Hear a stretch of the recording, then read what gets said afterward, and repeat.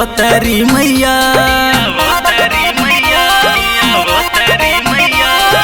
सुनो ए रानी अवतारी मैया दुनु भक्त मिलके हो पूजल जाई पैया जाके पंडित जी के हम बोलावतानी जाके पंडित जी के हम बोलावतानी।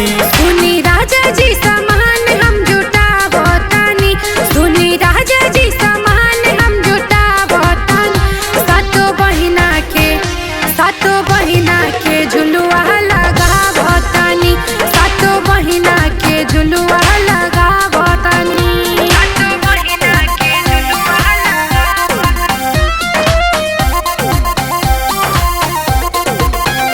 सातो बहिना के सातो बहिना के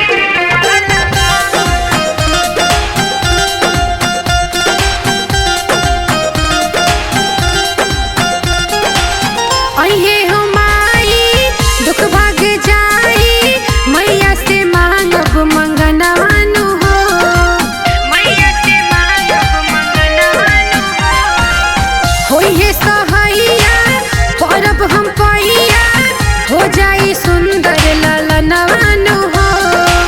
पतियों को हमारा विचार करो मैया के आसन तैयार करो जाके बाजार सामान सब ले आवतानी जाके बाजार सामान सब ले आवतानी। सुनी राजा जी समान हम जुटावतानी सुनी राजा जी समान हम जुटावतानी सातो बहिना के झुलुआ लगावतानी सातो बहिना के झुलुआ लगावतानी सातो बहिना के झुलुआ लगावतानी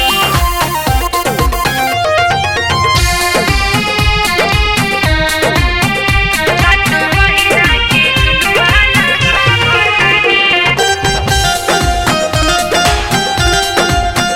सातो बहिना के झुलुआ लगावतानी।